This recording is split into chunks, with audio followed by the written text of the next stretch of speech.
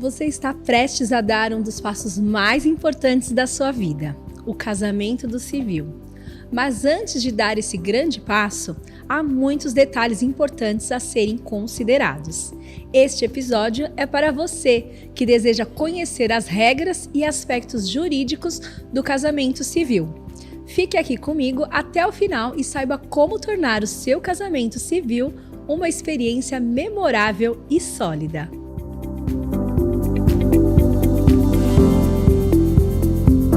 Olá, sejam bem-vindos ao Recanto Cast, o podcast do Recanto dos Sonhos. Um espaço para eventos que oferece a solução completa para o seu casamento único e maravilhoso. Eu sou Vânia Figueira e estou aqui com um convidado que vai nos ajudar a entender a parte burocrática que envolve o casamento, o celebrante Marcelo Fabiano. Seja bem-vindo ao nosso podcast, Marcelo Fabiano. Obrigado, Vânia. É um prazer estar aqui com você. É todo nosso. Retornar essa casa que está lindíssima. Eu estive andando por aqui, adorei cada detalhe. Gostou? Nossa, demais, viu? Sempre bem-vindo. Obrigado. Conta um pouquinho para mim quem que é o Marcelo, como que funciona assim o seu trabalho, onde tudo começou? Bom, vamos lá. Eu sou administrador de empresa, mas também sou bacharel em teologia. Já fiz cursos de aconselhamento familiar. Que bacana. Um desses cursos que eu fiz foi no CPPC, que é o Corpo de Psicólogos e Psiquiatras, lá no Hospital das Clínicas. Poxa. Eu queria aprender sobre como lidar com questões familiares, né? Então fiz esse curso durante um ano. Sou de Osasco, também participei de um curso lá. Tenho mais de 60 livros na minha estante sobre família. Que bacana. Né? Adoro essa área. Muito legal. Casado com a Rita, 32 anos, pai da Thaís e da Giovana. Tenho que falar das minhas mulheres. 32 anos, olha que lindo. Ó, E olha só que interessante. Eu tenho uma função pastoral. E por conta da função pastoral, eu comecei a celebrar casamentos, mas era assim, um ou outro. Aí as pessoas começaram a ver, começaram a pedir, outras pessoas apareceram. E o que acontece? Num determinado dia, eu participei de uma palestra com um coach, lá de Vinhedo. Uhum. E ele falou o seguinte: pega aquilo que você ama, aquilo que você tem paixão, investe nisso. Eu trabalhava em uma empresa, fui trabalhar na segunda, isso foi no domingo. Na segunda-feira, eu voltei e falei assim, eu vou investir nisso. Abri meu perfil do Facebook, criei minha página e comecei a anunciar. De lá para cá, só casamentos, só paixão e amor todo final de semana. Faz, né? Isso é muito bacana. Eu estava até falando no outro episódio aqui, a gente conversando com uma assessora, falando sobre esse amor, que os profissionais realmente que têm esse amor, né, pela profissão, pelo que faz, são destacados e são diferenciados, né? Isso faz diferença. Eu falo para os meus casais, falo o seguinte, olha, vocês não vão ter um mestre de oratória e nem um mestre de cerimônias na sua cerimônia. E simplesmente vou estar lá, um apaixonado pela família celebrando o casamento. Poxa, é isso, linda. É paixão mesmo. Eu amo vida familiar, eu amo celebrar casamentos. Nossa, é minha paixão. Que bacana, adorei. Que legal. É isso. É esse Marcelo que está aqui falando de família, falando de casamento, falando de cerimônias. Eu levo isso para lá. Que lindo, muito bacana. Nossa, legal. Mas vamos lá. Vamos ajudar os nossos casais, né? Então, nessa vamos questão lá. familiar, né? Vamos Meu ajudar, Deus, né? montaram a primeira vez que eles vão se casar, né? Tão difícil isso. É tudo muito novo para eles, Tudo. Né? Eu tenho um casal, não te cortando, Imagina. ele é um doutor, ele é um médico, né? Lá de Alphaville. Uhum. E ele falou assim, Marcelo, olha, me ajuda nisso, o documento do cartório, como é que eu procedo? É a primeira vez que eu vou casar e... Aí ele complementou, e a última também. Então, a ideia é essa, né, Vânia? Que seja a primeira e a última. Né? É verdade. Bom, mas o casal decidiu realizar o casamento no civil, né? Qual o primeiro passo? É preciso solicitar alguma habilitação? Quais são os documentos necessários? Bom, vamos lá. Existem algumas leis que nós temos que seguir. Uhum. E existe a Lei 6.015, essa lei ela é de 1973, e a partir do artigo 71, ela começa a tratar sobre a questão do casamento. E existem alguns detalhes que precisam ser levados em consideração. Os cartórios, num modo geral, eles seguem as normas, mas alguns trabalham na sua particularidade. Ou seja, ele acha que é melhor trabalhar desse jeito sem infringir a lei, então eles fazem aquilo. O que o casal tem que fazer, que é a regra geral? Marcar o casamento entre 90 a 30 dias da data da cerimônia, de antecedência. O que eles têm que levar? Certidão de nascimento atualizada, a famosa segunda via, já vou te explicar o porquê.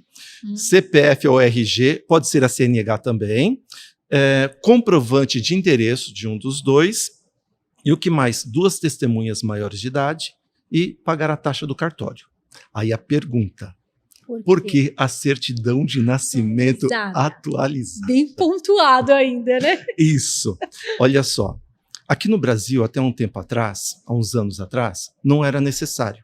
Mas o que estava acontecendo? Imagina comigo. A pessoa, ela morava, vamos colocar assim, exemplo, no Nordeste. Ela se casou lá, foi no cartório, se casou com uma pessoa, e em um determinado dia, ela brigou com seu cônjuge.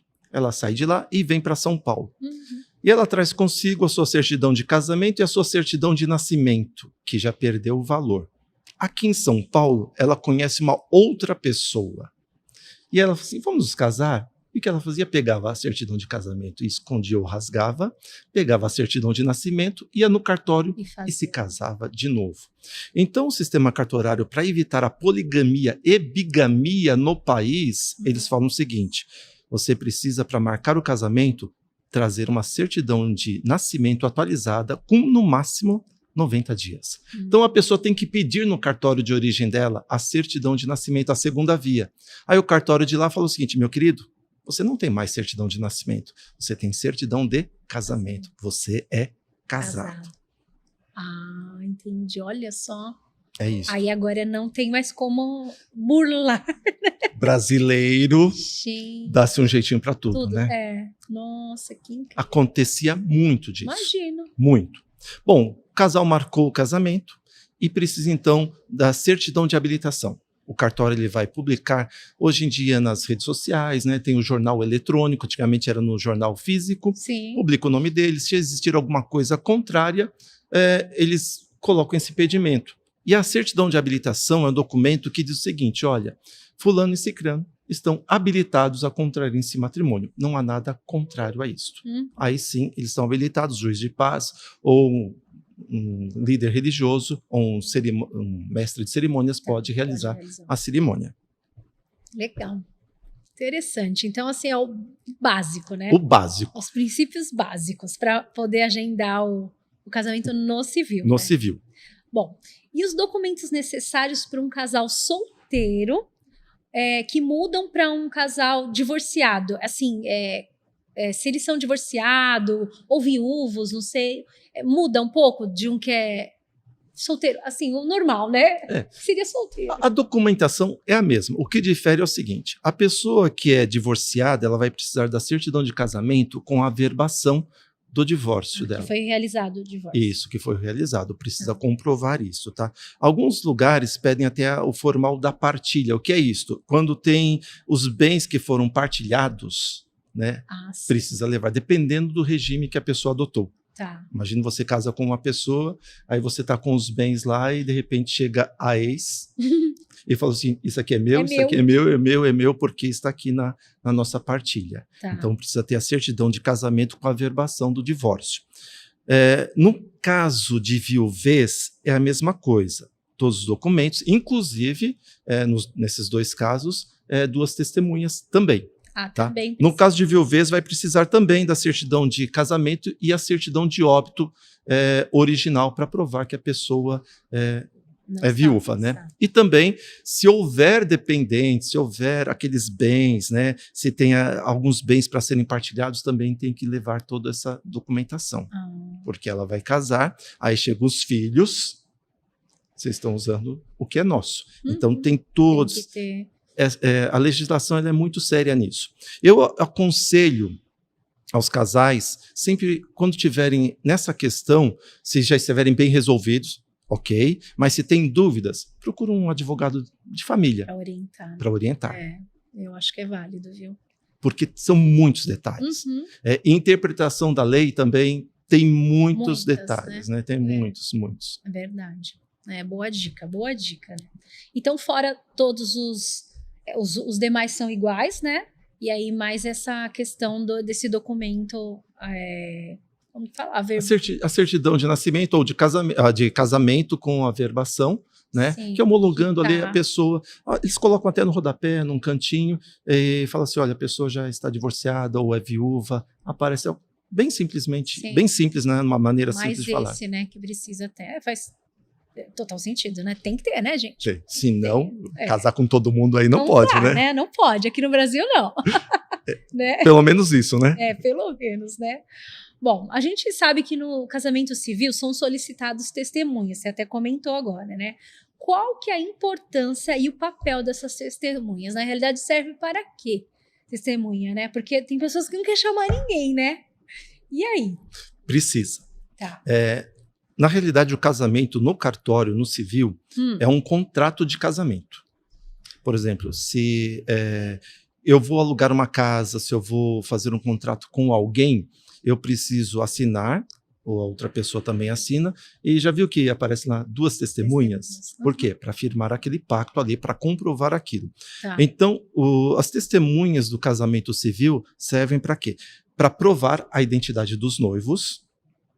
O que mais? Atestar que não existe nenhum motivo contrário, de acordo com a lei, que eles possam se casar. Por exemplo, que eles não são parentes de primeiro grau, que eles não são filhos bilaterais ou unilaterais, ou irmãos, né, bilaterais ou unilaterais, ou seja, filho de um pai, dos mesmos pais, ou não da mãe, ou filho dos dois. Tá. Se são menores de idade, menores de 16 anos, se tem alguma demência, se tem algum problema psíquico. Então, eles estão lá atestando, olha, nós estamos aqui provando, atestando que eles não têm problema nenhum para se casarem. São essas questões todas. É sério, né? É sério. A gente pensa, uma não, eu vou lá. né? Eu não sei, é que você é muito nova, mas na minha época, o que acontecia com as pessoas? Eles não sabiam que tinham que levar testemunha. Aí eles pegavam quem estava ali para se casar. Eu já vi muito caso assim. Você pode ser, vem aqui ser minha testemunha. Não pode. Olha. Como é que você vai atestar que a pessoa não tem demência ou um problema de insanidade? Você conhece. De repente, as 2 pessoas ali estão casando com a irmã. Com um primo de até 3º grau não pode. Então, está provando isso, só pode a partir do 4º grau. Né? Então, a pessoa vai testar como? Tem que saber, né? Tem que saber. E falando nisso, Marcelo, existe alguma regra, tipo, para a escolha de testemunhas perante a lei? Na realidade, vai muito disso que a gente acabou de falar. Né?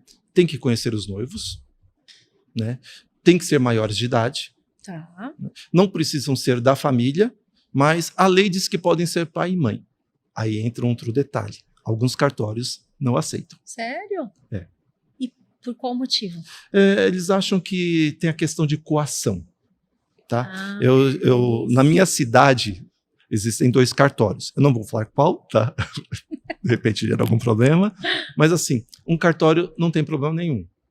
Outro cartório já não aceita.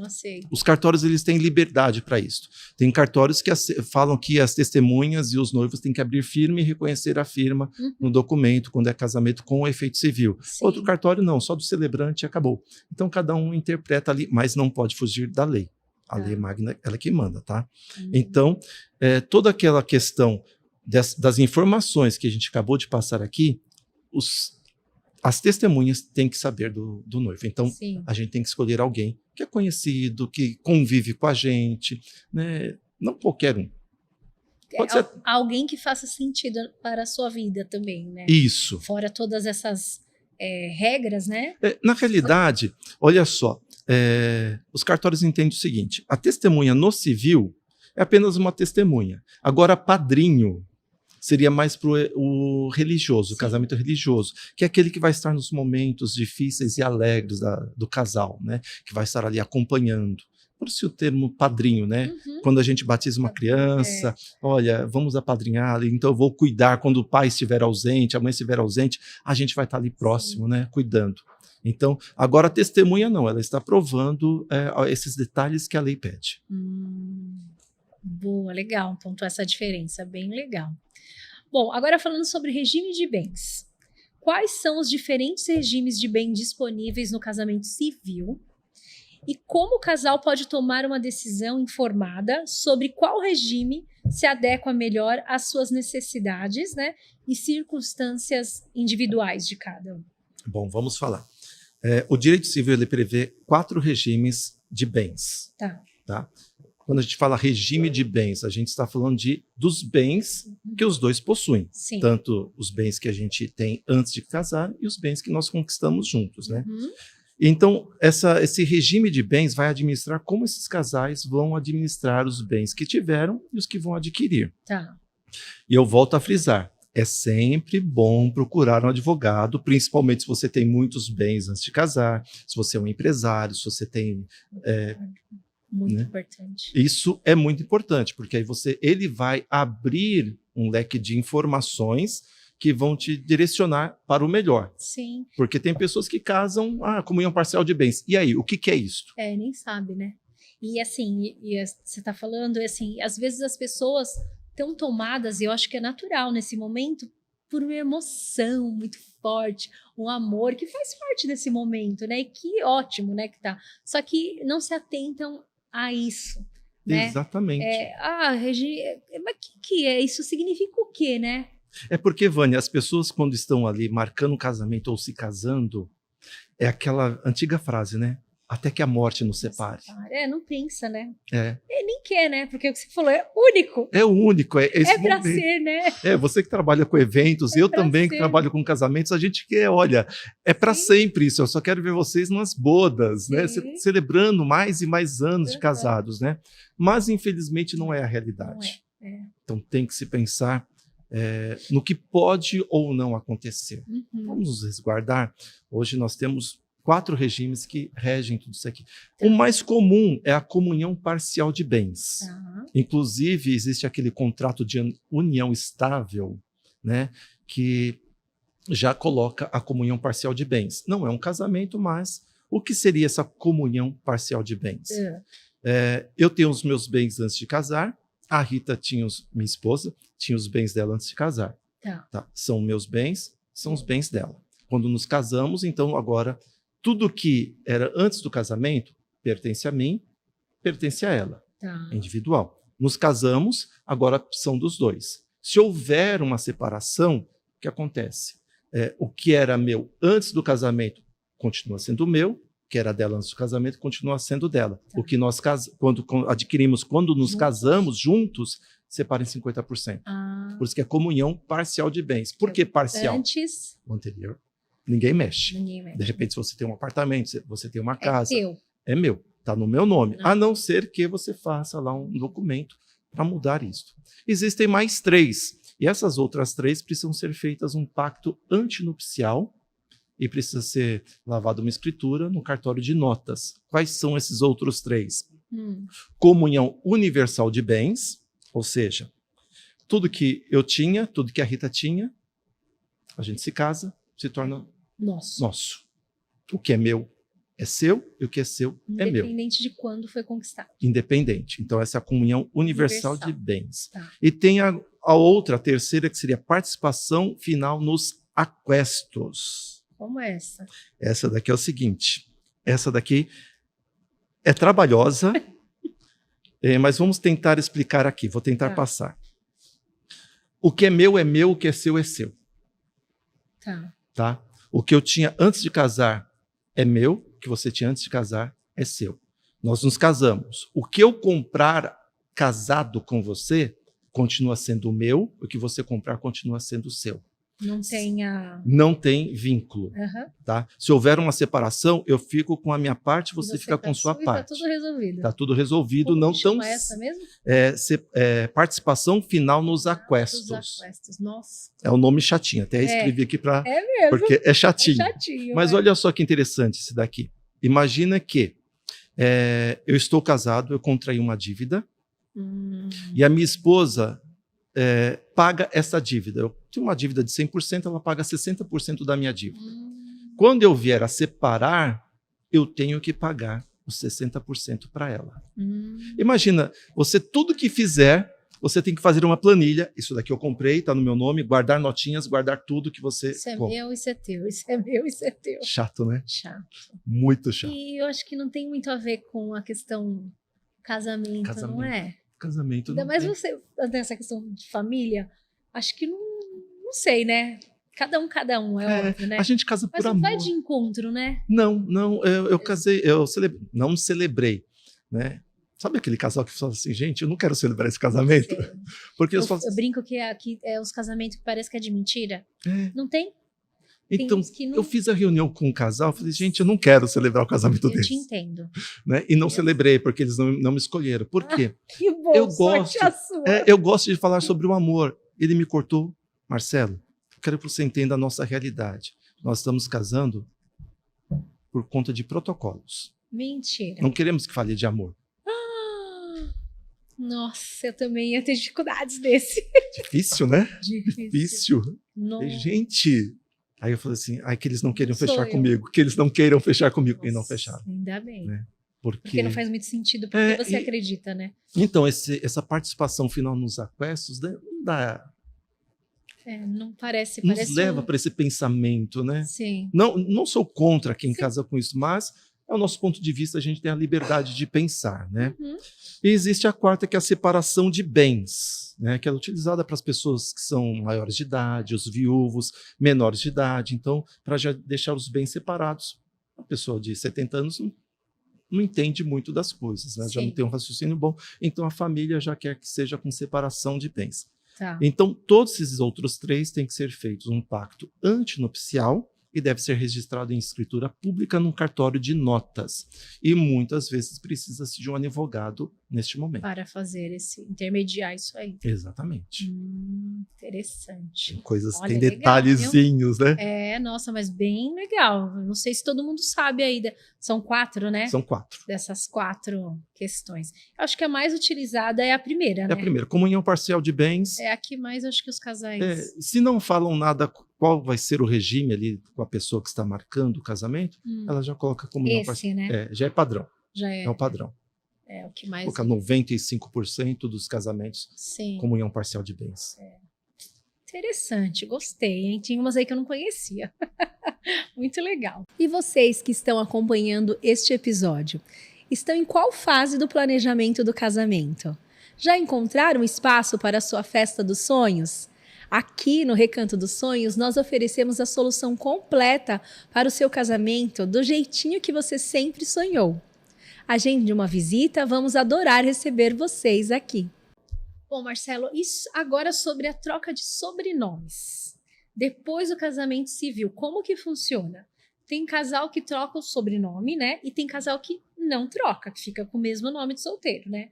Qual que é o objetivo da troca de sobrenomes? E o noivo também pode incluir o sobrenome da noiva? Ou não? Vamos lá. Né? Polêmicas. Boas perguntas. E temos respostas boas também. Bom, vamos lá. Por que as pessoas trocavam de nomes ou assumiam, né, o nome da outra, o sobrenome da outra, né? Por conta de manter a linhagem. O pessoal mais antigo, né? Até minhas filhas, elas estão mudando. Eu falei assim, filha, vocês vão mudar, não vai ter mais a minha família na sequência, tudo mais. Por quê? O pessoal mais antigo tinha já essa mentalidade, esse costume, olha, vamos trocar, vai pegar ali o sobrenome do marido para quê? Para que a linhagem dos filhos, netos, bisnetos e assim vai, continue. Então fica até mais fácil para você fazer um levantamento histórico, né, da sua família. Né? Eu quero saber buscar, né? Buscar. Né?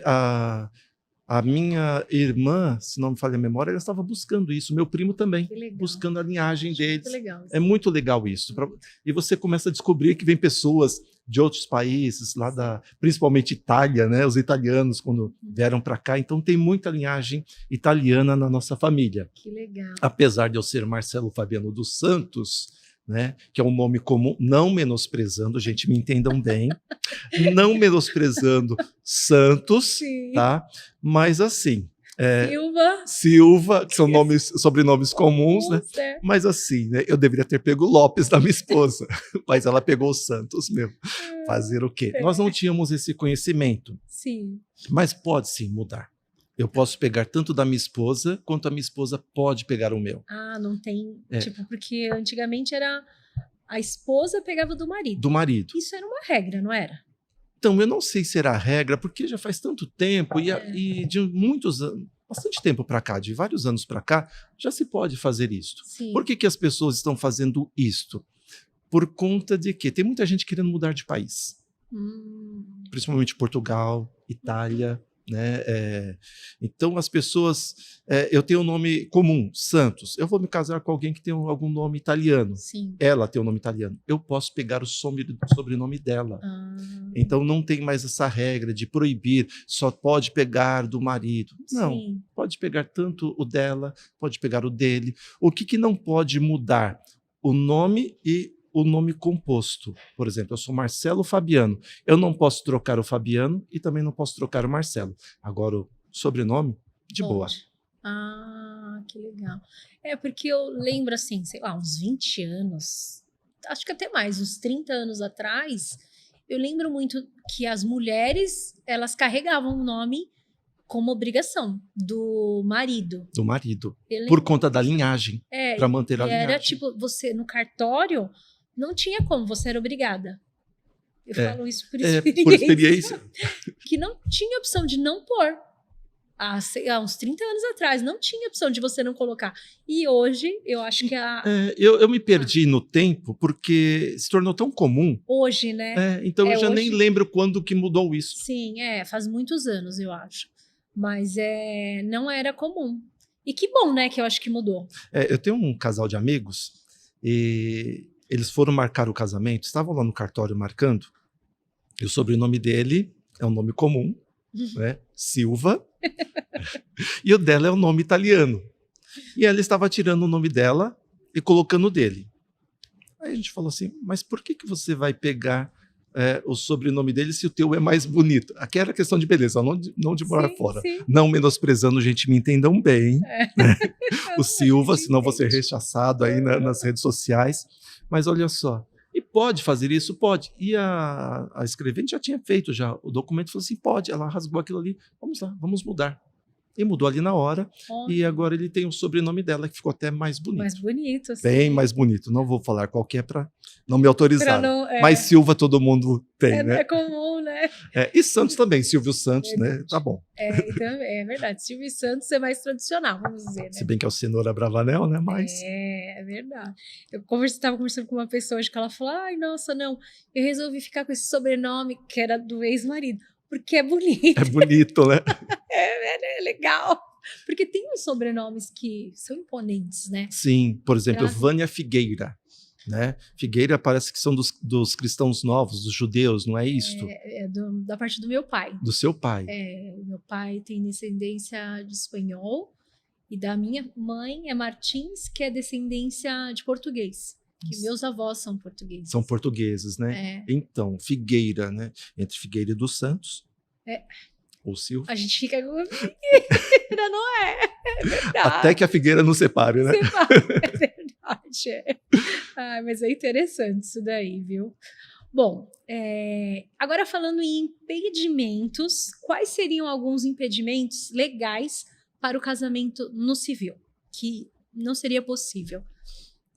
Lembra que eu falei sobre as testemunhas? Sim. As testemunhas estão ali justamente para isso, para provar que não há impedimento, ou seja, os ascendentes, descendentes, se são irmãos bilaterais ou unilaterais, se eles não são parentes até o 3º grau, se a idade é inferior a 16 anos. Tudo isso são empecilhos. Tudo. Se tem alguma demência, se a pessoa ainda não concluiu, não acertou o divórcio dela, a documentação da viuvez. Então, isso são impedimentos. Ela vai chegar lá e não vai conseguir. Olha, você está impedido de realizar o casamento. Daí a necessidade das testemunhas.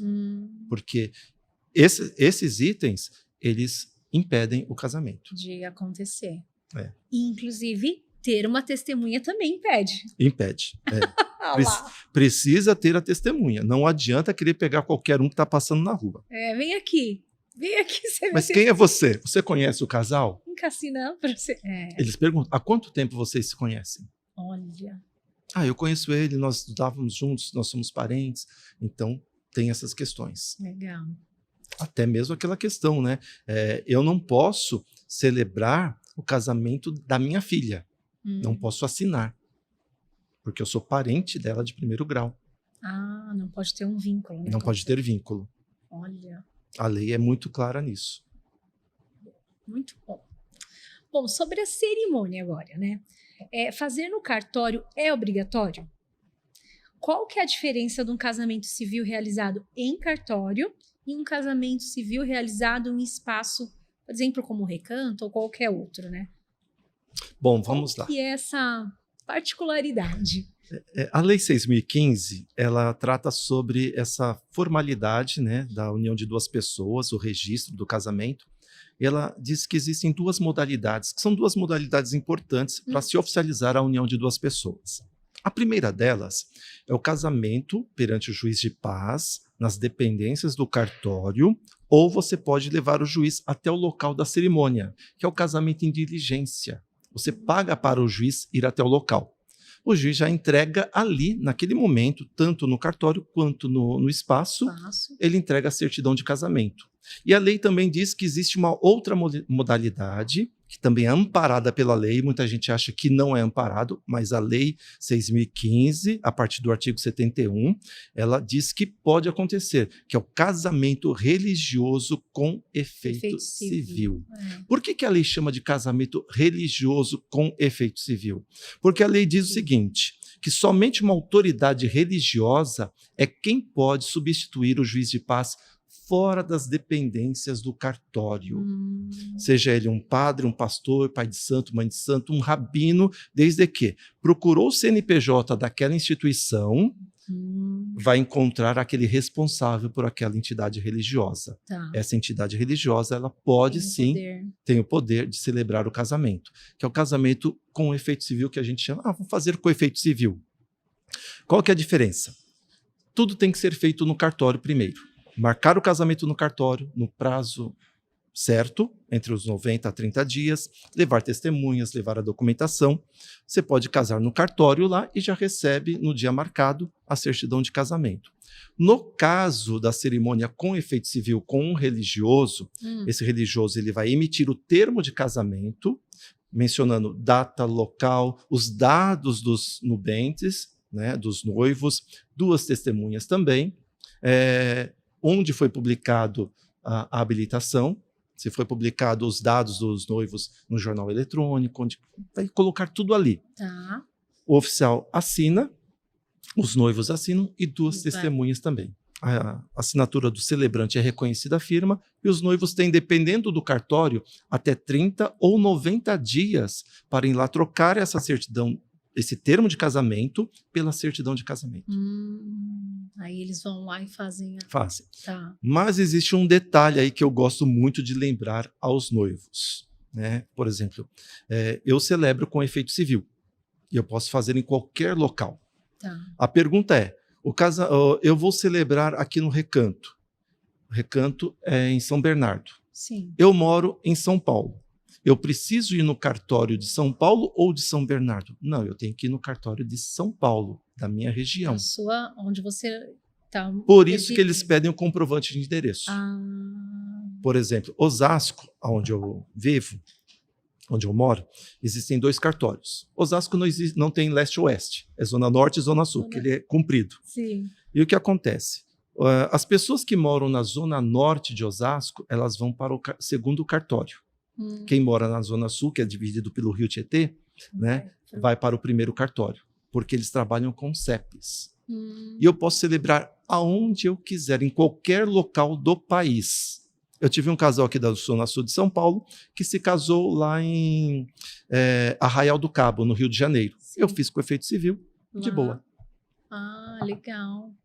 Aí o cartório emite a certidão de casamento, e vale lembrar que, Vânia, na certidão de casamento, vem uma anotação. Casamento realizado com efeito civil no dia tal, perante fulano de tal, da comunidade ou da igreja tal. Então, alguns casais têm que se atentar a isso, que tem sim uma menção que o casamento foi feito com efeito civil. Por que eu digo isto? Eu sou pastor de uma comunidade evangélica de Osasco, por isso que eu posso celebrar com efeito civil. Esse meu atributo, eu tenho esse atributo e beneficio os meus casais. 90% das minhas cerimônias são com efeito civil. Mas alguns casais, eles falam, a gente queria com efeito civil. Ah, legal. Vocês têm algum credo religioso? Olha, nós somos católicos e a gente depois vai pedir a bênção na Igreja Católica. Aí eu já falo para eles, olha, a Igreja Católica tem uma regra. Se você levar a certidão de casamento, que está escrito que foi feito por uma outra entidade religiosa, eles não aceitam. Então eu sugiro para eles, façam lá, casem no civil, porque o Estado é laico, então a igreja aceita então a certidão de casamento que foi feito lá no cartório com o juiz de paz. Entendi. Então, a certidão ou seja, o casamento com efeito civil e o casamento no civil são distintos, mas... Isso é mais para católica, né? Para católica. Para os demais, acho que não. A Congregação Cristã do Brasil também não aceita. Pela regra deles, também não aceita o casamento religioso com efeito civil. Porque eles têm a doutrina deles. E eu, como celebrante, eu tenho que obedecer às regras de cada... Aceitar, né? Sabe, a gente não pode infringir o credo nem dos noivos e muito menos dos familiares. Sim. Tem aqueles noivos que falam, mas a gente queria tanto. Fala assim, olha, imagina comigo, né? Uma folha de papel em branco, um pontinho pretinho no meio dela. Quando eu mostrar para vocês, vocês vão ver a folha ou vocês vão ver o pontinho preto? A gente vai ver o pontinho preto. Então, esse é o penaquê.